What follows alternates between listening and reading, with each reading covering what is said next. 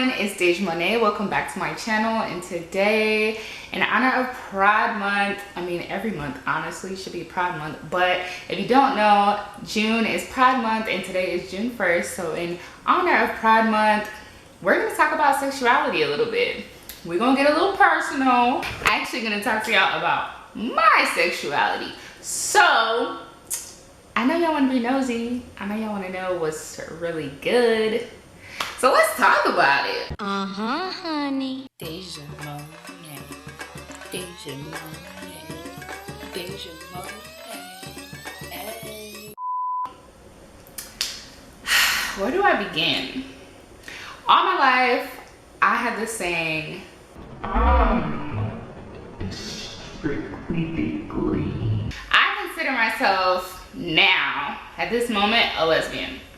Let's talk about it. Let's talk about how I went from strictly dickly to give me clitty. Like, let's talk about that transformation. So, about 2019, I had a conversation about threesomes and me, you know, liking a guy, but he liked to have threesomes within his relationships, and I was pretty much friend zoned because I was like, no, like I don't want threesomes within my relationship. So that didn't work out. But it got me curious as to, like, I've never been with a woman, so I don't even know how that goes, like how I would feel about that, what insecurities could come into play with that. It's just never something I've dealt with, like dealing with another woman on an intimate level. So of course, the world just happens, and I meet someone, and it's off some straight cool platonic stuff.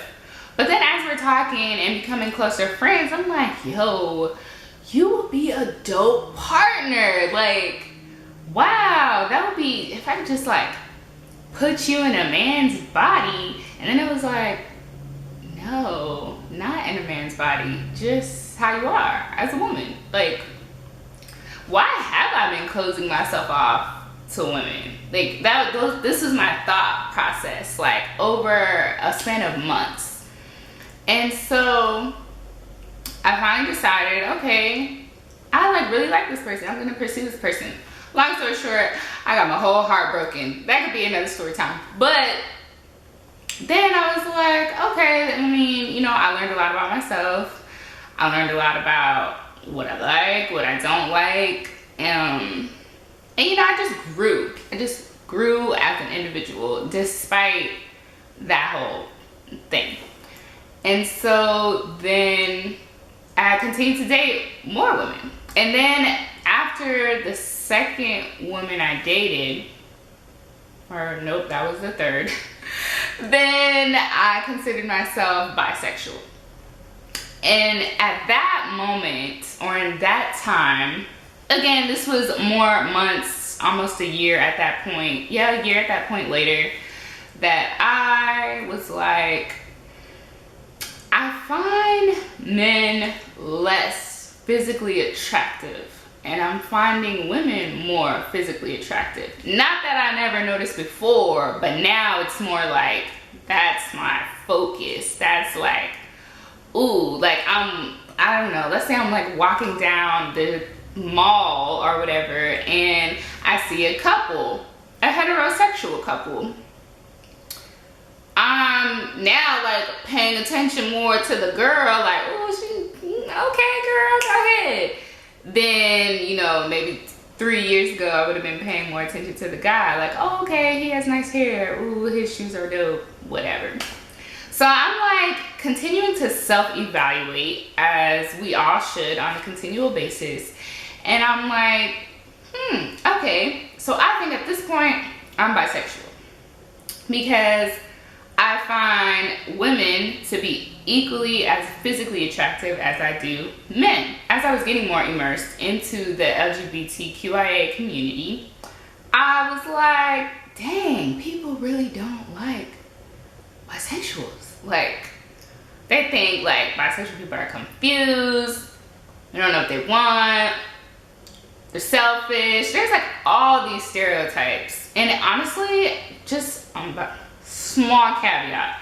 It really sucks that like as a community who is, everyone's already different from the larger societal community as a whole, that like we place each other in these boxes. Like I thought the whole point of like being a part of a community was to connect and to grow and have support and not like confine your loved ones or people you care about, you know, your friends, whatever, into boxes. Like we're supposed to be accepting each other for who we are and love each other despite it all. But we continue to put each other in these boxes. I'm not gonna go off on that tangent right now because I'm starting to, but comment down below if y'all want me to talk about the LGBTQIA stereotypes within the community, these boxes that we have, because I don't like them, but you know, we gotta put a label on everything, right? So anyways, as I was going through this back and forth now, I continue to evaluate my mental space, and I continue to just feel like I can more mentally connect with women, and the affection that I want and crave in a intimate relationship is just more realistic from another feminine energy. Now we're going to talk about this feminine and masculine energy. If you know, you know. Thumbs up this video because you know. But it's like I'm considered a femme. I still want a feminine aura, even if, you know, I have dated more like stems and studs, which is a more masculine, but I'm trying to stay on topic, y'all. So, so with that, I just continue to self-evaluate what I want in an intimate relationship. And okay, masculine energy is cool, but I absolutely now, like with who I am now and through this whole transformation of my being, I require that feminine energy way more than the masculine. And let's just not even start on the differences between body types and body parts. And I mean, we're talking about chest versus testicles. Can I take chest for 12 million, Alex? Like, that's just what yes. So now that transformation of my mental space is how we now became two lesbiana. So it's so funny that I came out to my family, like for the most part, my immediate family, and the reactions have been hilarious. I've come out to my friends, and that has been hilarious. And I've done it in a way where I didn't make it dramatic. I was just like, hey, so I date women now. And I think because I can't say I came out late, because it's not like I was ever in a closet, but my sexuality, as far as what I prefer and want to be with, changed after I was 25, and I'm about to be 28 this year. Comment down below if y'all think I look 28 or 27. Comment down below if y'all think I look 27. But yeah, so at 25, I already had a bachelor's degree.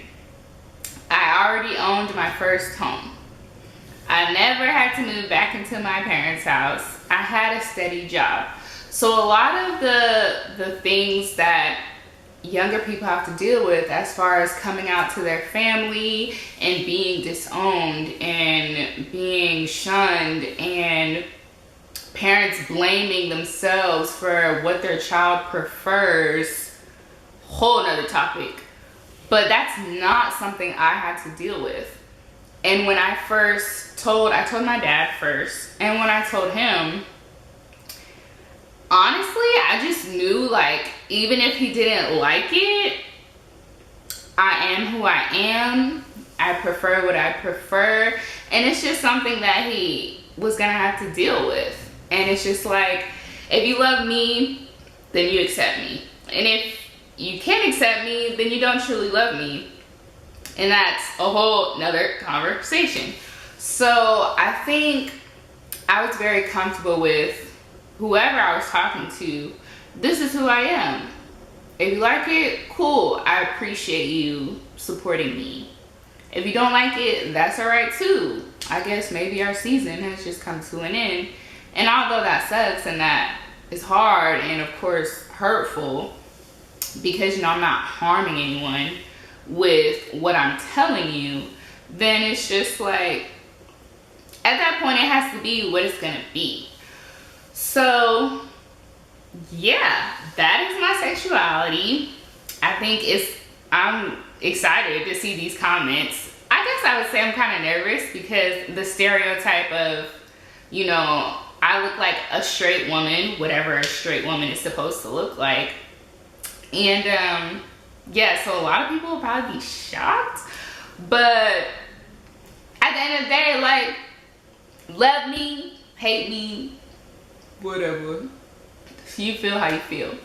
But this is my truth, and I hope that just like talking through it and talking through my mental stages, that like it reaches someone and helps someone, even if it's just one person, then cool. And then also on the hindsight of that, it is like interesting to just sit here and reflect and just go back to like where my transformation started and just how interesting and open and tapped into myself like I really have been, which is a blessing to just continue to be tapped into yourself and self-aware and accountable.